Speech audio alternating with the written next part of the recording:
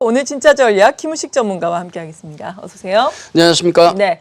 어제 우리 시장도 상승으로 거래를 마치긴 했지만 장중 내내 또 변동성이 상하로 네. 좀 크게 나왔었잖아요. 아직도 사실 뭐 대내외적인 여건상 좀 불안감은 없지 않은 상황인데 지금 시장 상황 어떻게 평가하시나요?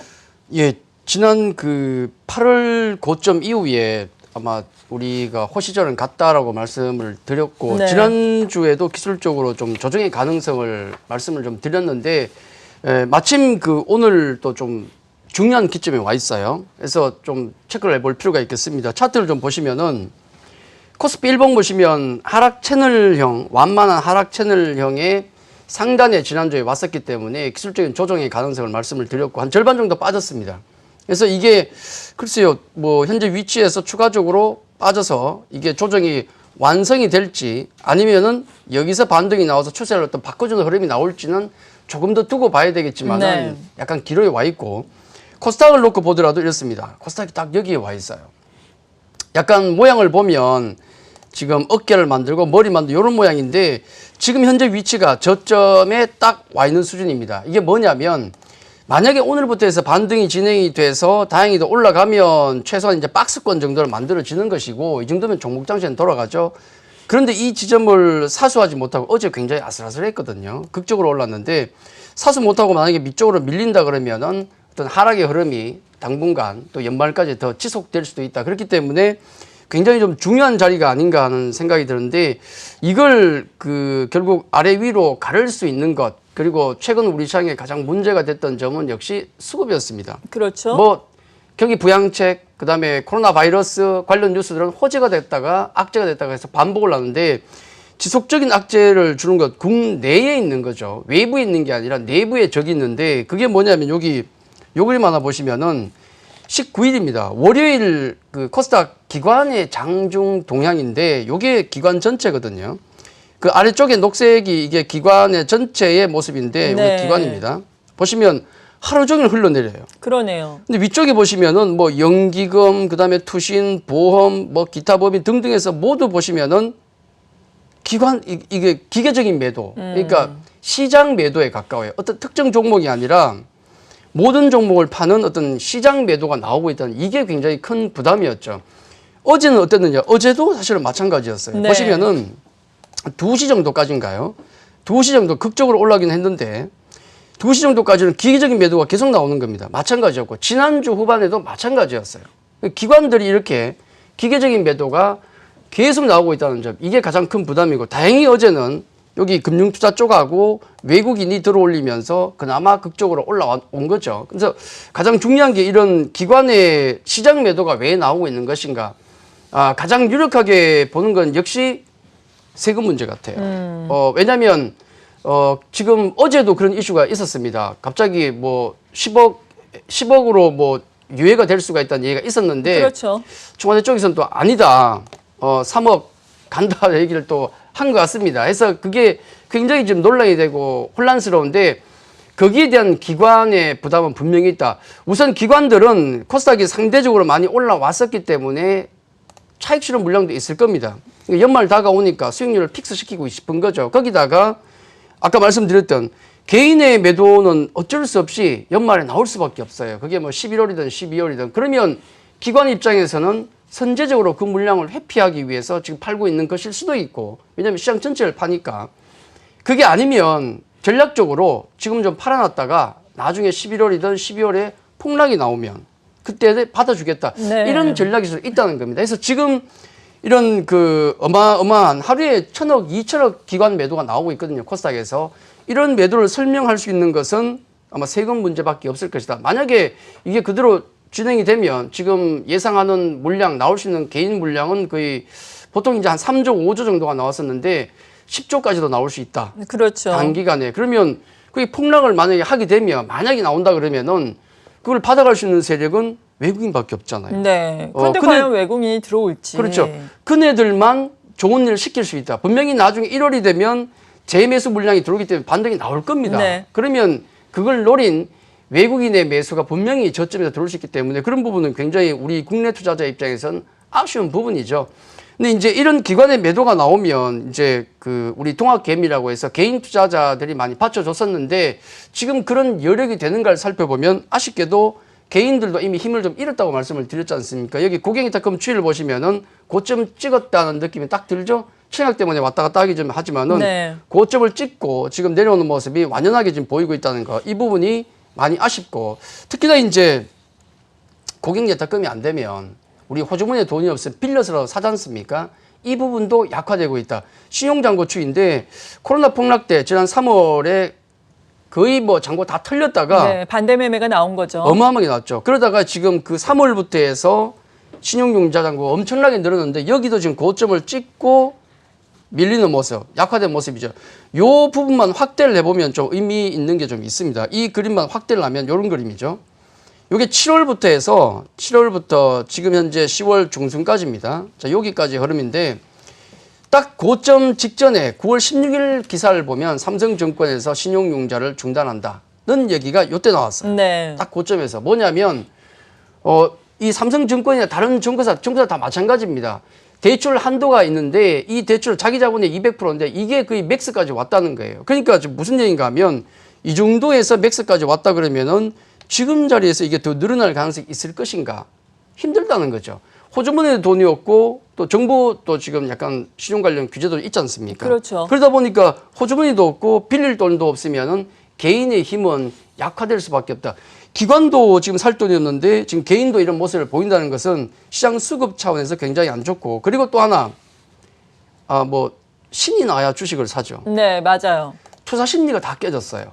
이게 우리가 최근에 이제 공모 시장이 굉장히 좋았지 않습니까? 네. 예전부터 우리 주식시장에 관심이 없으신 분들이 보통 주식시장에 뛰어드는 계기가 됐던 게 공모 관련이거든요. 지금 포스코지만 뭐 포항제철 이런 종목 그런 종목에 공모를 들어가면서 주식시장 한 분이 굉장히 많습니다. 네. 근데 이번에 그런 흐름이 있었어요. 이제 몇 개 대형 신인이 올라오면서 흥행몰이를 했었는데 이게 다 깨져버렸어요. 그렇죠. 뭐냐면 첫 번째 종목이 SK 바이오팜입니다. 네. 얘가 처음 시작했어요. 올 여름이었죠. 그렇죠. 따상 주가를 보시면은 올라오자마자 더블 시초가의 상한가, 그 다음에 또 상한가, 또 상한가, 따상의 상상 3번 때렸고 상을 네. 3번 때렸는데 그 이후에 주가 보시면은 고점 대비해서 42%입니다.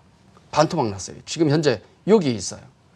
2번 타자가 누구냐면 대형 신인 카카오 게임즈. 얘도 올라왔는데 따상에다가 상 한 번, 상 2번 때리고 3번째 실패했죠. 그리고 주르륵 빠져서 지금 네. 현재 여기에 있는데 반토막 났습니다. 고점 대비해서 50% 반토막 났어요. 자, 이런 결과를 가지고 나서 마지막 대형 신인 이제 빅히트가 제대로 히트를 쳐버렸죠. 네, 그렇죠. 거꾸로. 상한가를 하루도 지켜내지 못했어요. 얘는 따상 한 번은 했어요. 물론 장중에 한 번 했지만은 네. 그걸 지키지 못하고 그날 바로 빠져버렸고 그 이후에 계속 빠져서 바로 4일 만에 반토막 났습니다. 고점 대비해서. 빅히트에 대해서 굉장히 말이 많거든요. 왜 이런 상황이 나왔는가 지금 네. 굉장히 얘기가 많은데 두 가지죠. 왜 이런 상황이 나왔냐면 두 가지입니다. 빅히트 입장에서는 아까 나왔던 카카오 게임즈와 SK 바이오팜을 놓고 보면 거기서 어떤 그 좋은 덕도 받고 나쁜 점도 본 겁니다. 뭐냐면 첫 번째는 워낙에 청약시장에 히트를 치니까 빅히트 같은 경우도 밸류를 세게 나왔죠. 그러다 보니까 기관들도 참여를 안 할 수가 없고 공모가 상단을 다 때리고 올라올 수밖에 없었죠. 비싸게 올라왔다는 겁니다. 분명히. 근데 이제 뒤를 보니까 나쁜 점은 뭐냐면 SK 바이오팜하고 카카오 게임즈를 보니까 주가 다 빠지고 있네. 이걸 보니까 미리 빠져버린 거예요. 그러니까 덕도 받고 빅히트는 손해도 봤었는데 결론적으로 뭐냐면 이거예요. 카카오 게임즈가 처음에 올라올 때 고점 때릴 때가 밸류가 얼마냐면 50배가 넘었어요. 무려. 아니 게임 대장주 NC소프트가 PER이 20배가 안 돼요. 근데 얘는 왜 50배를 받아야 되느냐? 반토막 날 수밖에 없죠. 지금은 어떤 자리냐? 이제 PER 20배예요. 게임 평균까지 온 겁니다. 빠질 만큼 빠진 거고 빅히트 같은 경우도 BTS라는 걸출한 아티스트를 가지고 있지만 너무 세게 올라온 거예요. 지금 빠지고 나서 지금 현재 PER이 얼마인가 하면 만약에 증권사 내년 추정 실적이 맞다는 가정하에 놓고 보면 지금 PER이 40배가 될까 말까입니다.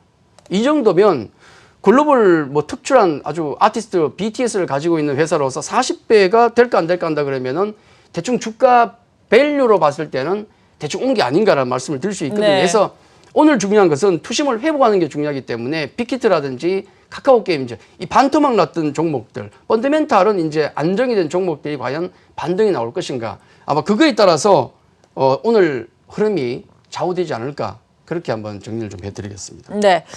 그리고 시장이 특히나 미국을 중심으로도 이렇게 좀 다소 불안정한 것은 미국의 대선 또 앞두고 있기 때문 아니겠습니까? 그렇죠. 미국의 대선이 2주 앞으로 다가왔습니다.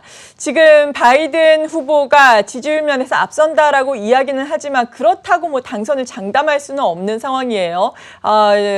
힐러리 클린턴의 그렇죠. 참패를 봤을 네. 때도 우리가 반면 교사 삼아서 더욱더 겁을 내는 것일 수도 있겠고 또 특히나 경합 중인 한 곳인 노스캐롤라이나주에서 실제로 지금 경합 중인 네. 것으로 나타났거든요. 이런 가운데 주식시장에 미치는 영향에 대해서는 어떨까라고 많은 생각들을 하게 되는데 트럼프 그렇죠. 미국 대통령 자기가 재선에 성공하면 주식시장 사상 최고가 또다시 경신할 것이다. 그리고 또 바이든이 만약에 당선이 되면 정말 뭐 대규모 부양책. 뭐 이렇게 대규모 얘기를 부양책도 했잖아요. 얘기하고 있어요. 또. 예. 네. 어떻게 생각하세요? 누가 될 거냐에 따라서 아마 공약도 있고 내놓을 정책들 조금씩 다른 게 있지 않습니까? 그 수혜주, 피해주가 왔다 갔다 하는 모습이 보입니다. 그렇죠. 근데 사실 장담 못한다. 지금 네. 바로 얼마 전에 미국 CBS 대선 예측 그림을 좀 보시면은 지금 바이든과 그다음에 트럼프 이렇게 양쪽이 나와 있는데 바이든이 압도적이죠. 네. 선거인단 270명 확보하면 당선권이다 얘기하는데 지금 279명 확보한 걸로 알고 있고 트럼프가 어림도 없습니다. 경합 지역이 좀 많아요. 그래서 진짜 힐러리 케이스를 우리가 2017년, 2016년 봤었기 때문에 이런 예측을 뒤집을 수도 있다는 거예요. 그러니까 그렇죠. 어느 쪽에 좀 배팅을 한쪽에 하는 건 좀 약간 아직은 좀 무리가 아닐까 하는 생각이 들고 그리고 보통 어느 후보가 어떤 정책을 밀더라 이런 약발은 보통 단기였어요. 네. 보통 당선돼 버리면은 오히려 매물이 나와버리기 때문에 그것보다는 제가 보기에는 그것보다는 과연 대선 이후에 어떤 모습이 나올 것인가가 저는 중요할 것 같은데 뭐냐면 결국 지금 그 부양책이 협상이 진행되고 있지 않습니까? 만약에 결렬되더라도 대선 끝나면 어느 대통령이든 부양책은 나올 수밖에 없어요. 네, 맞아요. 예, 그리고 백신 같은 경우도 지금 보면 화이자 같은 경우 지금 11월 긴급 승인 지금 뭐 신청한다는 얘기가 있고 모더나도 보니까 12월에 빠르면 긴급 승인 가능하다고 얘기하고 있습니다. 이 얘기가 뭐냐면 결국은 대규모 부양책이 앞두고 있고 백신도 사실 가시권에 오고 있거든요. 그러면 우리가 관심을 가져야 될 것은 분명히 좀 시크릿 섹터, 경기 민감 섹터를 봐야 됩니다. 네. 그러면 우리가 냉정하게 코스닥과 거래소를 놓고 보면 어느 쪽을 봐야 되느냐? 결국 거래소 쪽이 좀 가깝다고 봐야 돼요. 왜냐하면 여기 코스피 시총 상위를 보시면 딱 나옵니다. 코스피 시총 상위 종목군을 보시면 1위부터 10위까지 삼성전자부터 해서 그다음에 LG생활건강까지인데 네. 이 종목들 중에서 5개가 삼성전자, SK하이닉스, LG화학, 현대차, 삼성, SA 5개가 경기 민감 섹터예요. 그리고 조금 후하게 져서 네이버하고 카카오도 광고를 먹고 사니까 경기 민감 섹터라 볼 수도 있습니다. 네. 어쨌든 확실한 건 5개가 포함이 돼 있고 그리고 이쪽이 중요하죠. 이들 종목은 외국인 비중이 대단히 높습니다. 삼성바이오로직스와 셀트리온 같은 경우가 조금 낮지만은 나머지는 30에서 50이에요. 개인 투자자 비중이 낮다는 얘기가 되겠고 반대로 코스닥 쪽을 보시면은 종목이 10개 1위에서 10위까지 보시면은 다 바이오입니다. 네. 대부분 다 그렇죠. 개별주예요. 겨우 끼워 넣어줘서 CJ ENM과 KMW 정도를 끼워 넣어주면은 한 2개 정도가 시크릿컬 섹터다라고 보시면 되고 나머지는 네. 다 개별주거든요. 그래서 만약에 아까 말씀드렸던 어떤 변화가 온다 그러면은 코스닥 종목보다는 거래소 종목에 대한 관심이 높아질 수밖에 없고 여기 외인 비중을 보시면은 코스닥 시총 상위 종목 외국인 비중을 보시면은 20% 넘어가는 종목이 2개밖에 없어요. 거의 없는 종목도 있고 대부분 다 10%입니다. 그 얘기는 뭐냐? 그러면 외인 비중이 낮으면 그럼 기관 비중이 높겠지. 기관도 비슷비슷해요. 나머지는 거의 개인 투자자 비중이 되겠고 개인 투자자 비중이 높은 종목은 연말로 갈수록 무슨 일이 벌어지는가? 세금 관련 회피 물량이 나올 가능성이 높죠. 네. 그러면 시크릿 섹터를 공략한다는 입장에서도 그렇고 그리고 개인 투자자 비중이 어디가 높은가를 감안하더라도 아마 연말 갈수록 우리가 관심을 가져야 될 섹터는 코스닥보다는 어쩔 수 없이 거래소 쪽이 되지 않을까. 최근에 움직이는 종목들 보면은 낙폭과대 시크릿 섹터가 기관 매수가 들어오면서 바닥에서 올라온 종목들이 많거든요. 그렇죠. 이런 흐름들이 아마 연말까지 좀 이어질 가능성. 물론 지금도 만약에 이 3억 대주주 관련 기준이 3억으로 낮춰진 거 이게 만약에 또 변동이 있다면 요 시황과는 조금 바뀔 수는 있다. 그렇게만 좀 말씀을 좀 드리겠습니다. 네, 일단은 뭐 대주주 이슈도 있고 여러 가지 지금 시장의 환경을 고려해 봤을 때 코스닥 시장보다는 코스피, 그러니까 대형주를 좀 살펴보자라고 말씀해 주셨는데, 대형주 가운데 그렇다면 어떤 종목에 관심을 가져야 할지 궁금합니다. 우리나라의 대장주 또 반도체 쪽에 관심을 가져야 할지, 혹은 요즘에 올라오고 있는 시장에서 철저하게 소외됐던 종목들, 이 부분을 관심을 가져야 할지, 혹은 시장에서 잘 가다가 고점 대비해서 조정을 받은 언택트 관련주를 네. 봐야 할지 어떤 의견이세요? 단기와 연말 기준, 네. 그러니까 아주 단기, 그다음에 연말, 그다음에 좀 롱텀 세 가지로 나누면 이렇게 좀 나눠야 될 것 같아요. 단기로 볼 때 오늘 중요한 거 아까 제가 말씀드렸던 반토막 났던 이 신인 얘들이 반등이 나오냐. 만약에 그쪽에서 투심이 회복되면 네. 오늘 코스닥 쪽이 세게 당길 수도 있습니다. 왜냐하면 급락이 나왔기 때문에. 그래서 단기적으로는 그 공모주 최근에 올랐던 신인들이 과연 반등이 나올 것인가. 반등이 나오면 분명히 투심 회복으로 인해서 코스닥 낙폭이 컸던 종목 쪽에 집중적으로 한번 단기적으로 관심을 가지는 게 중요하겠고요. 두 번째는 이제 좀 우리가 그 아까 말씀드렸던 연말을 놓고 본다 그러면은 코스닥보다는 거래소 쪽으로 봐야 되겠죠. 그렇죠. 어제 그 시장이 올라오는 과정에 변동성이 있는 와중에 가장 좀 특징적으로 본 종목은 이 종목입니다. 그림 잠깐 보실까요? 삼성전자를 가장 저는 특징적으로 봤었는데 네. 왜 얘가 어제 1.5%가 올라왔을까? 삼성전자가 지금 위치 자체가 굉장히 좋은 모양을 만들어가고 있습니다. 채널 어떤 형태의 모양을 만들어가면서 지금 고점 여기 박스권 단기적 돌파의 가능성을 두고 있고, 거기다가 위쪽에 수급 추세 같은 경우도 기관과 외국인 모두 사고 있죠. 또 차트 추세 살아있고 실적 추세도 최근에 서프라이즈 나올 정도로 좋습니다. 그래서 삼성전자의 어떤 가능성을 보고 어느 정도 비중을 시장 따라가기 위해서 좀 보유를 해야 되는 것이 아닌가라는 말씀을 좀 드리겠고, 이게 이제 연말까지 흐름을 놓고 볼 종목이라 그러면은 좀 아예 길게 봐버리면 실적 전망이 좋은 종목들, 특히 이제 이런 종목이죠. 예를 들면 N소프트 최근에 상당히 좀 조정이 나왔습니다만은 올해 말이든 아니면 좀 늦어도 내년 초에 강력한 신장 모멘텀을 가지고 있습니다. 그러니까 확실한 신장 모멘텀, 어떤 실적 모멘텀을 가지고 있는 종목들은 지금 조정이 나온 자리에서 롱텀하게 지금 주식을 모아놓고 내년 초가 아니면 상반기까지 가져가는 종목이 아닌가 해서 제가 이제 전략을 세 가지인데요. 단기로 볼 때는 코스닥 낙폭이 컸던 종목군들, 이 신입 종목들이 어떻게 움직이는지 보고 단기적 대응 괜찮다는 말씀을 좀 드리겠고, 네. 두 번째 중기로 이제 연말을 놓고 본다 그러면은 거래소의 대형주, 시크릿 섹터, 그리고 아예 롱텀하게 본다 그러면은 실적 전망이 좋은 이런 종목군에 지금 좀 담아간다, 모아간다, 그렇게 생각하시고 대응하시면 되지 않을까, 그렇게 말씀을 드리겠습니다. 네, 지금까지 진짜 전략 김우식 전문가와 함께했습니다. 고맙습니다.